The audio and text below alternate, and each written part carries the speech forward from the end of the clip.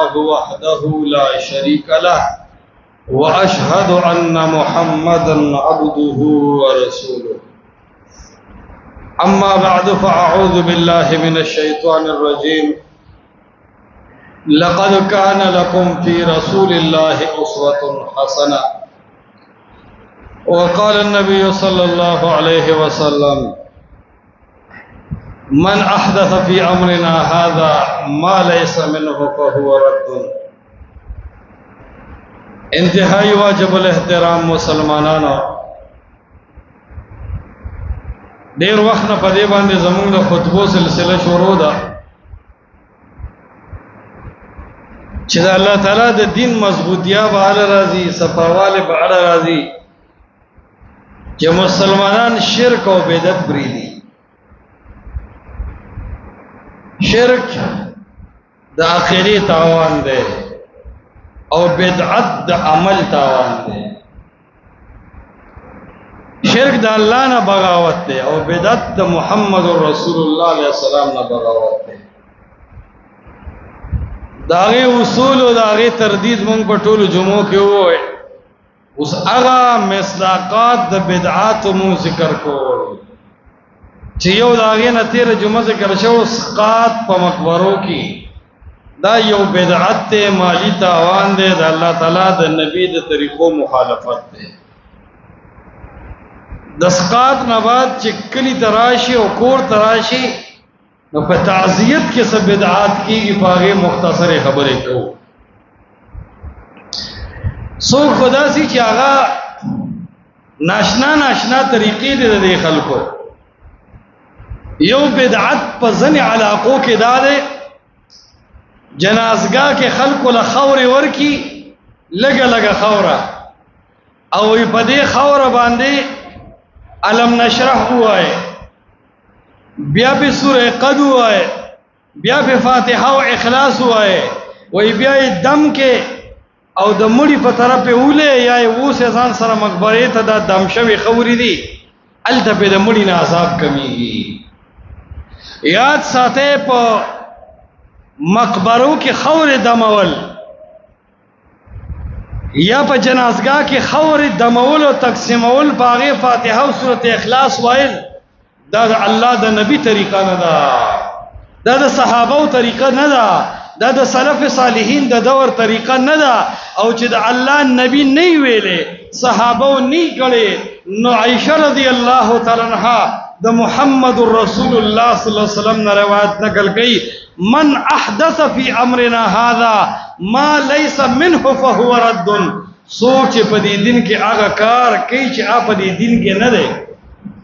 فهو رد، دا عمل مردود دی او دا سړی مردود دی.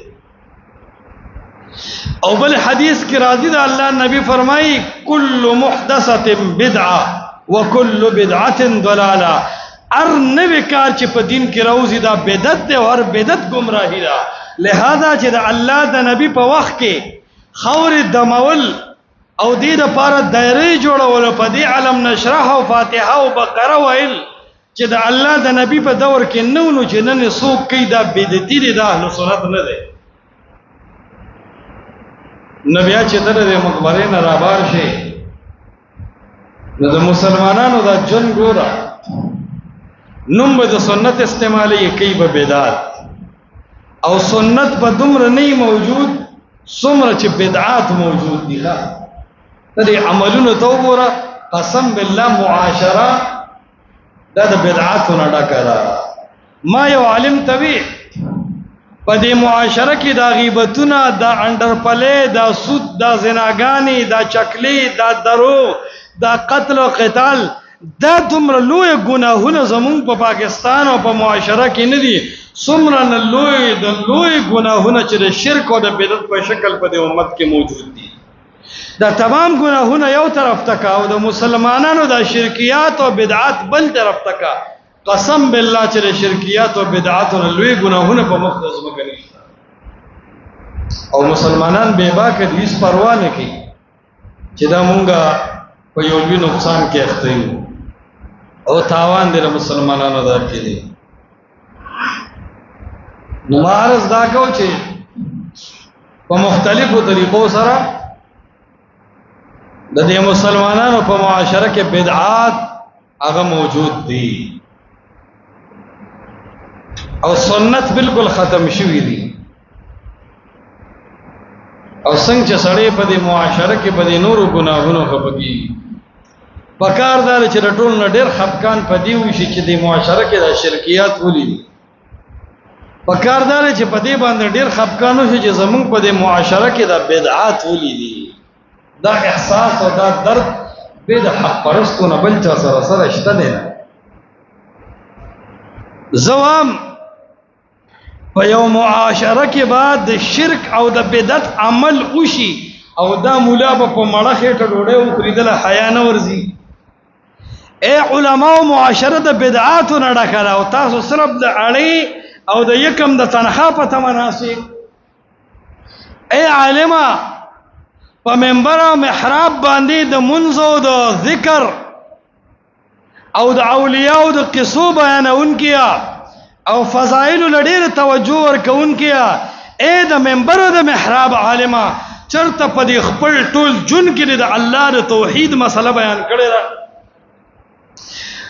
اے د صدقو او د خیراتونو مدح بیانونکیا اے د امام ابو حنیفه مسلک له جزئیات تلاش کوونکیا چرته په دې خپل منبر او محراب د شرک د ټولو اقسام رد کړي دي چرته د الله د توحید تمام اقسام دی بیان کړي دي چرته د محمد مصطفی د سنت کلک درس دی بیان کړي دي چرته د بدعات او پرد دی پوله کورس بیان کړي دي چې کله تا توحید نه دی بیان کړي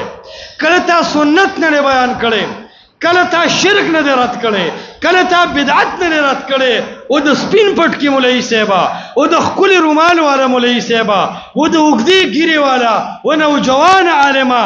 تب الله له پکم سترګ ورځي تب محمد مصطفی سره څنګه مخامخ کېږي تا ته د عوام مولوی صاحب پکم خپلوي تا ته د عوام شیخ الحدیث او مفتی صاحب پکم خپلوي تا خو نه د قران حق ادا کو تا خو نه د سنت حق ادا کو تول فضائل ذکر بیانې تول د اکرام مسلم نه تاويږي تول د منزونو او تسبیحات خبره کې ستا په سر خو د توحید او د سنت ذمہ داری لا پاتې را پتا خو د شرک او د بدعت غوندلوي غر پروت دي تردید وکا نو دا هم ذمہ وارد او دې ته چې کله مونږ کارو دا معاشره برابرېدو شي مسلمانان برورو د دین په نوم یو ځای شي دینه به مسلمان یو طاقت جوړیږي او دې بلګه همت کی پداس شرک او بدعت کې لړل مسلمان دې چرته کامیابی تصور لیدي شي دې چرته انقلاب لیدي شي دې چرته د آزادۍ نعره لیدي شي پدې چرته د قران او د سنت قانون راتلی شي هغه خپل غار دا سه مسلمان به هم د رب ته طرف ډبيږي پرنګ رنگ عذابونو به د بادشاہانو او د حاکمانو ته طرف ډبيږي پرنګ رنگ ظلمونو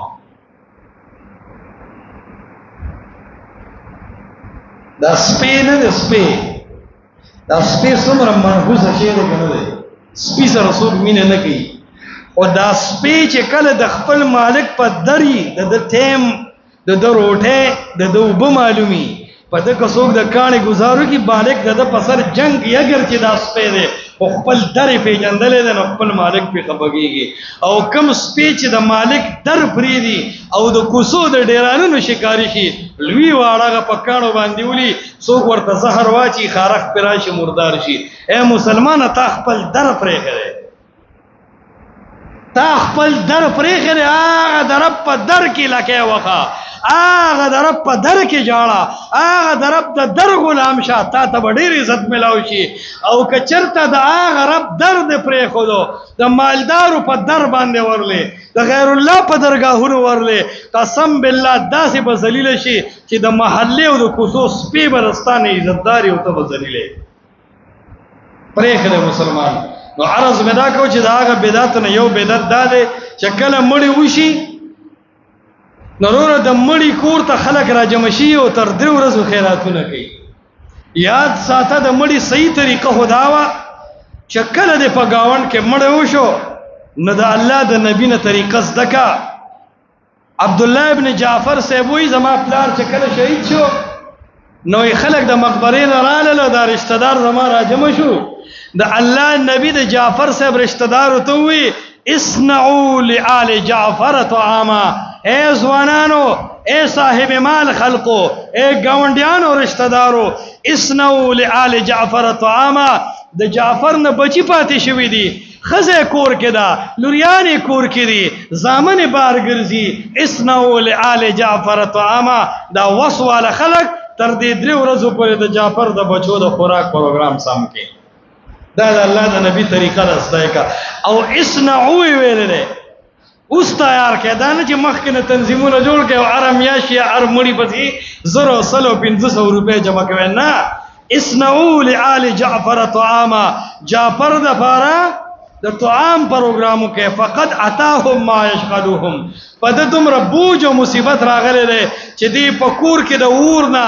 او دارنګ د انغرین او د بازار تر سودا راوړل نه ټینشن کې کړه ده، ای پریشان دي تر 3 ورځو، لہذا تاسو د لپاره طعام پروګرامو کې د حدیث کې یو ټکی ویل د اسنو اوس تاسو تیارې شروع کړئ. دا اشاره ده چې د مخ کې نه بنه تنظیمونه جوړه د مړو لپاره او نه په پیسې راجمع کې، دا یو لوی غوښمه جوړه. دوی مې ویلي دي چې اسنعو بس عام طور باندې ورشه او تاسو پروګرامو کې، دا نه چې ویراشه باید غم روټه تقسیمېږي، دا په اسلام کې نه و. تا نو بیا دې د سره لس ملمانه شي، د سره دا غلطي طریقې وي. ولې تاله چې لس ملمانه درکړو اوس چې پتا غم راغی نو ته به مال خو در روټه کړي وا نو زما باندې روټه د دی په ما لس ملمانه راجولو ته په یو 12 ور واچو یره زماغه کې چرګمو خو واه پریجو کنه وا. دا دې کوم حساب جوړ دا هو د الله نبی د مشکل حالت لپاره یو لار را استوا دین خو پروګرامونه جوړول نو دې کې خو کړهیان او چرګان نو. اسنعو بس په دغه ټیم کې په خپل منځ کې ارضی څخه خبرو کې خو عدل بدل نه. زمونږ پښتانه یا تنظیمونه جوړي د مړو لپاره، د مړی په سر د مړی په ټیم کې یا ارم یا شماخانه پیسې راځي، دا حرام دي. دویمه طریقه دا کوي کسان تقسیم کې نمبر په نمبر وای مونږ دل روټه وکړه د مال وکړه، دام د شریعت د انصاف د صدقې خلاف دي، بلکې دا عدل بدل دی، دې کې برابرۍ دی، سیواواله بګ بیا سود دی. او بیا فرمایل لآل جعفر د ټولو خلکو لپاره نه، د جعفر د خاندان لپاره نه، د جعفر د ټولو دوستانو لپاره نه، لآل جعفر د جعفر د بچو لپاره. دا خبره نشته چې یو کس مړ شوی دی او داغه د خاندان ټول خلک په درې ورځې دغه کې ډېر دی او ډوډوګانو له خلکو پسې ګرځي. قسم دې کدا چې ما د په اسلام کې ثابت کو دا غته ده مې دا نه خبرې دي. دا کوم اسلام دی؟ دا خو د هندوانو اجي هندوس وځي نو راجم شي ادا کړهیان او لړایان کوي. دا په اسلام کې لري خبرو تصور نو. اسلام سیدا ساده دینو بس 50 چراله دا هغه مشکل حل کا خبره ختم. اسنعوا لآل جعفر طعاما، د جعفر خاندان له دغه ټیم کې غو مقدانه چې د لری او نږدې خلک دی راضي وغیله د کړهیان کیږي. فقد اتاهم ما يشغلهم، په د باندې مشکل راغله دی، دی خراب دی، دی تکلیف کې دی. نو دا پکې هغه یو اهمه خبره ده چې مسلمانان دې طرف ته ډېر زیات متوجي شي. بلې ویل دي طعاما د تعزیت په دې خوراکونو کې زیات ګډان او چرګان نه، ځکه دا خو د خوشاله لپاره دي او دا د غم موقله په دې کې دومره قدرې خوراک چې داږي خېټه په مړه شي. باز دیو بوتلې او سلادونه او چکنه او بریانه د دې اجازه پورې نشته د غم په خوراکونو کې. بیا تنظیمونه جوړول په دې غم خادو لپاره چې یاره غم راغلی دی اوس بر مړی په سر باندې پیسې جمع، دا غلطه خبره ده. یو دا کار خلاف شریعت دی، یو په دې کې د مړی خپل پیسې هم دي، دې چې هر مړی په پیسې جمع کوي، دا پند جمع کیږي، اوس ته د جمع شوی پند ته په د باندې لګي، دا بیمه ده، انشورنس شو، دا ځان له یو قسم جواری د اصول دی. بیا د دین علاوه دا شی بدعت دی، د الله د نبی په وخت کې پکې ډلې او تنظیمونه جوړول نو. دا رنګ پدې کې بیا اجتماعات کیږي، ډیر خلک راجمع کیږي، او کله چې خلک راجمع شي نو هغه بدعات زیاتیږي، رسم او رواج زیاتیږي. نو دا ورکه ځان له یو ګناه او یو منکر وو د الله نبی د دې سيزونو نه منع کړی دا ځکه عائشه رضی الله تعالی عنها صحیح حدیث نقل له بخاری کې راځي هغه فرمایي من احدث فی امرنا هذا ما ليس منه فهو رد وای چا چې زمون په دې دین کې داسې یو کار وکړو من احدث وګوره دا علماء د ګرامر او لغت ولوي وای دا من لفظا مفرد ده او معنی عام ده هر چا چې دا کار وکړو که عالم وکړو که امي وکړو خو چې دا کار وکړو فهو رد نو دا عمل د مردود دی د الله له طرف نه دله هیڅ قسم اجر به نه ملويږي نو ما عرض دا کو چې دا تکلفات زموږ د دین دا د مسلمانانو د زوال یو ډېر غټ سبب ګرځي چې د مسلمانانو دین دومره زیات د تکلفاتو نه ډک شوی دی چې هغه اتباع ته بالکل وته ده او دا اتباع وتل د مسلمانانو د یو ډېر لوی غلطه او د یو ډېر لوی پریشانه سبب ګرځیدل دی او دا د مسلمانانو په منځ کې د اتحاد د ختمېدو سبب ګرځیدل دی ځکه د الله نبی فرمایلو واعتصموا بحبل الله جميعا ولا تفرقوا قران په دې گواه دی او مشکات کې چې کوم حدیث د مستند احمد نقل له التم د الله تعالی نبی په دې آیت باندې استدلال کړی دی ویلي دي چې واعتصموا بحبل الله جميعا اے مسلمانانو تاسو په قران او حدیث باندې منګولې فقېږي او ګوره حبل ټکی ویلې دي د الله راسه تفسیر قرطبی او مفسر تیر شوی دی هغه وی د قران او حدیث دا د اسمان نه یو راسه راځوند شوی دی د مسلمانانو لپاره الممدود من السماء الى الارض او په دې کې مقصود دا دی چې دا خلک په دې قران حدیث باندې کلک شي او دا ټول بدعات دا خلک پریک دي دا ورته ضروری ده او صحیح حدیث امام بخاری مسند احمد کې امام احمد ابن حنبل صاحب نقل کړی دی دا الله نبی له یو کس راغی او دا الله تعالی د نبی نه تاسو کوم مل اسلام اے دا الله نبی دا اسلام څه شی دی دا الله نبی ورته فرمایل شهادت الله اله الا الله زمونږ اسلام دا چې یو به ته زړه نه د خبرې گواهی ورکړي چې د الله نه بغیر بل حاجت روا نشته بل مشکل کشا نشته یو قبر یو زیارت یو بابا یو درگاه زما مشکلات نشي حل کوله دا ټول کارونه یو الله کوي مې ورته وې ته به د منځ پابندي کې ته به د حج او روزه پابندي کې بیا چې کله دا خبرې وته وکړه نو دا صحابي او دا سړی را واپس شو او د صحابو ته وی چې په دې خبره گواه چې لا ازيد على هذا ولا انقص دا الله دی نبی چې دا کم دین ما ته بیان کو زب په دې دین کې نه کمې کوم نه ورکه زیاتې کو لا ازيد على هذا ولا انقص شيئا اس قسمه کمې او زیاتې به زب په دې دین کې نه کو اهل علم ذکر کوي تاریخ الاسلام کې علامه زاهبی وایي دا سړی چې لاړ نو په دې اس باندې سور دې په یو کنده کې را پریوت او سټه مات شو دا الله نبی په دې باندې جنازه وکړه او بیا سیدنا عمر سیبوی چې دا الله نبی د دا ویلو چې دا کم دین الله تعالی راوړلې دی راکړې دی مونږ ته او دا الله نبی مونږ ته پېښ کړی دی زه په دې کې کمی او زیاتې نه کوم دا الله نبی فرمایي کده د خلینه دا لفظ وتی چې زبر دې دین تابعدارم نه الله نبی فرمایي انا محمد رسول الله اشهد له الجنه زد الله نبی د لپاره د جنت تزیر اعلان کو دې کې اشاره ده خبره طرف ته چې مسلمانانو دین هغه چې هغه الله راوړل دی هغه د الله نبی مونږ ته پېښ کړی نن زمونږ د دین لوی عزت وګوره هغه ځای کې د مسلمانانو د جون لوی عزت پر ریا باندې تیریږي اوس د بنیر په علاقه باندې او په سوات باندې په خلکو د ابو عذاب راغلی دی نو دا واقعي ډېر لوی عذاب دی اوس د مسلمانانو خېګړې ته وګوره علما طبقه کوم عالم چې تللی دی هغه د خپل تنظیم او د خپل ډلې تصویر ایستی دی او عزت پلان کې قائد سے په اډر باندې راغلی الکه دا خو د غریبانو سره تعاون دا خو د خپل رب د رضا لپاره منډه وا په موبایل تصویرانو باسا مکه غیله لسل په تعاون وکي مخ هغه نت لور کوا په دې ځکه قائد انقلاب او قائد فلا او عالم فلا او تنظیم فلا دا څه خبرې دي عالمانو دا خو تاسو د عوامو تړل غلط درس ورکوي لاړ چې الته کې خپه حیا عزت سره دا غریب او سیلاب زده خلکو دا متاثر خلکو کلک خدمت وکړي. لیکن د دې څه معنا ده چې هر سړی د خپل خدمت د خپل واسکټ تصویر وباسي په نت شیر کوي چې ما دومره خدمت وکړو.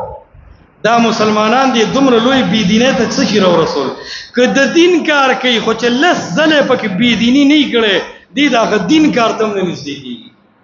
او که د دین کار کوي خو خپل تنظیم خپل جنډا خپل قائد او خپل امیر په ګړومبې راړي چې دا پلان کې امیر او قائد په حکم زه دې ځکه حاضر شي ما زمونږ ټوټیانې دي. دا د مسلمانانو اخلاص ولې ختم شو؟ دا مسلمانانو صحیح د قران او د حدیث تابعداري بالکل پرې خدا او صحیح واقعا ده.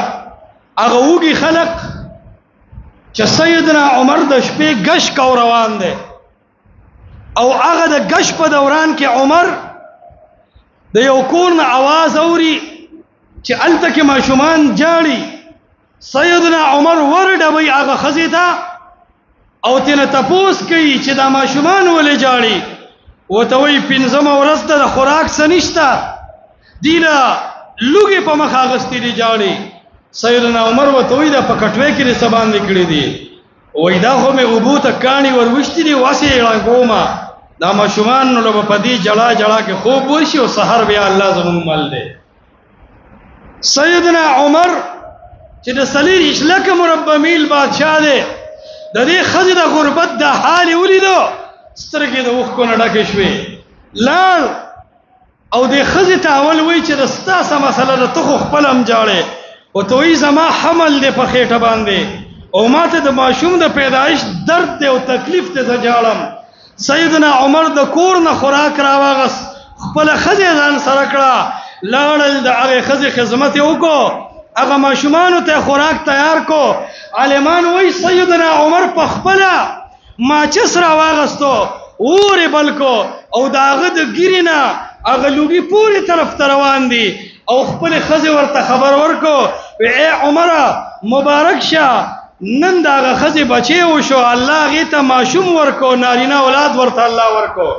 عمر سے پخپل نوړې جوړي هغه ماشومان ول ورکي. دغه ټیم کې چې کله دا ماشومان ماړه شو سیدنا عمر د کور کې د خزې ته وای راځه چې مونږ ته روان شو.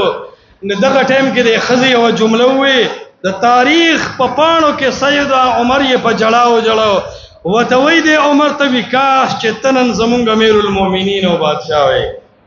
وای بادشاہان مزه کوي او په مونږ دلته لوګي او تند تیریږي. عمر سے بوته یو زنانا داسې لفظ دی د خلې نه راوستو چې زه دې مړ کړم. عمر استاد حال نه خبر دی عمر ته استاد لوګي او استاد تند صفتوا دا ټکی وی ولاړو په بدر زبان دا خزه خبر شو چې کم سړی خپل خزر اوسته وا کم سړی مال پخلی پخ کړو دا د سلیر اشلاک مربع میل بادشاہ او د وخت لوی امیر المؤمنین دا امن ولو دا په قران او سنت تابعداري وا دا د الله تعالی دین سره ډیره سخت وفا و دي مسلمانانو کوله الله او رسول تابعداري دي خلکو کوله دغه تابعداري د وجه هغه کې الله تعالی د دین ډیر زیات صلاحیتونه پیدا کړو. الله تعالی دې وکړي چې موږ تاسو په صحیح معنی د دین تابعدار شو او الله تعالی دې موږ تاسو د قران او د حدیث صحیح تابعدار جوړ کړي. اقول قولي هذا استغفر الله لي ولكم ولسائر المسلمين واخر دعوانا الحمد لله.